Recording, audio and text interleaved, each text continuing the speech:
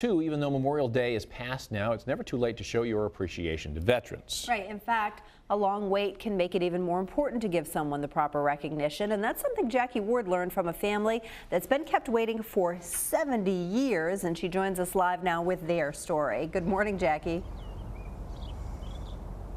Good morning, Sharon and Lee. Yeah, 70 years is a really long time to wait. You know, there are stories of World War II all around us, like this story here, the memorial at Bug Light in South Portland.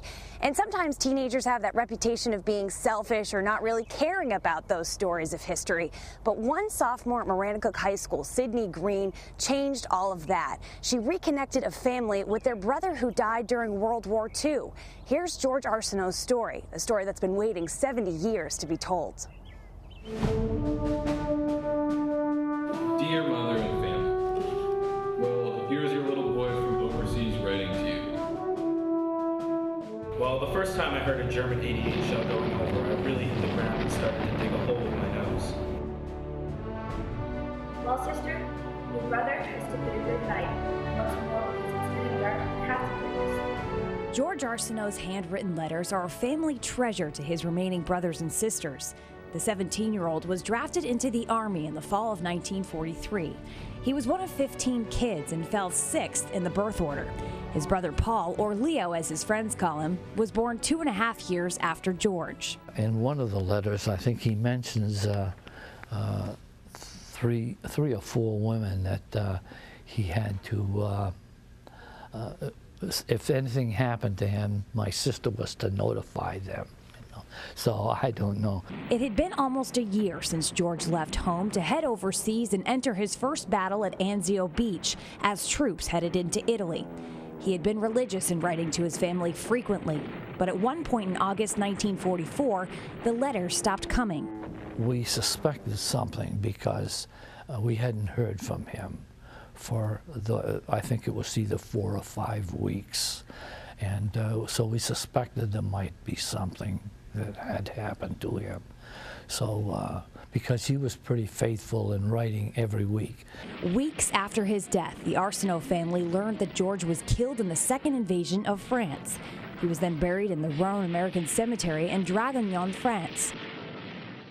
Nearly 70 years later, a group of students from Maine visited the cemetery as part of an exchange program in April 2011. They were asked by one of the guides to find out more information about the Maine soldiers who were buried there. Social studies teacher Shane Gower was one of 3 teachers who decided to take on this project with his students at Maranacook High School. I was sort of optimistic to think that we could maybe find something.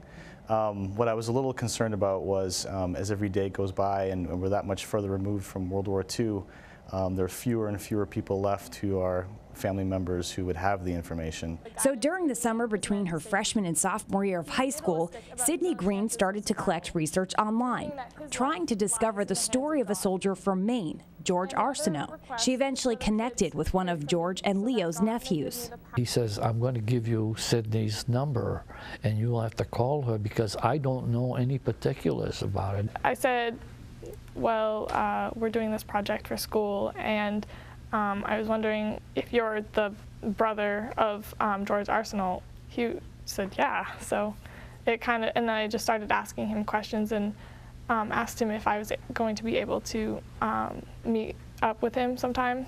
Sydney and Leo eventually met, and Leo told her the story of his brother. Yeah, 70 years, and they took the time. They didn't have any clue he was, and it still hurts. After Sydney heard Leo's stories and saw George's photos and letters, she and her classmates went back to Rhone Cemetery and presented George's story. Thanks to you all, I can now talk about George. I now know that he was just over 17 years old when he decided to lie about his age. It was just really, really powerful because like I was finally there, and I was so many miles away from home and so many miles away from where I had done the research, and it was just really, really amazing because it was so different yet so similar. Back in Maine, Leo and Sydney reconnected once again, this time at Maranacook High School. Sydney had received a special gift from the cemetery that she presented to Leo as a symbol of this project.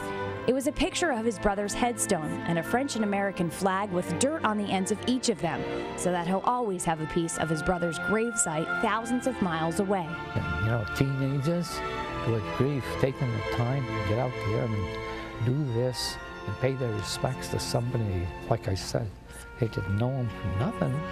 And, you know, it's mind-boggling to me. So. And for Sydney, a kid from Maine, to learn about another kid from Maine who gave his life for his country, it beat any textbook reading about World War II. I can't even imagine it. It doesn't seem real that he was actually my age. For Leo, what Sydney did is unforgettable.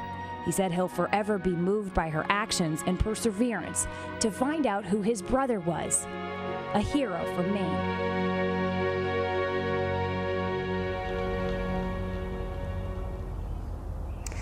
So Leo and the rest of the Arsenault family, who I had the privilege of meeting a few weeks ago, told me that it's really remarkable to them that a teenager who had no idea who their brother was took all of this time on her summer vacation, mind you, to research and learn who their brother is. So now that his story is shared thousands of miles away, it's pretty unbelievable. Lee and Sharon.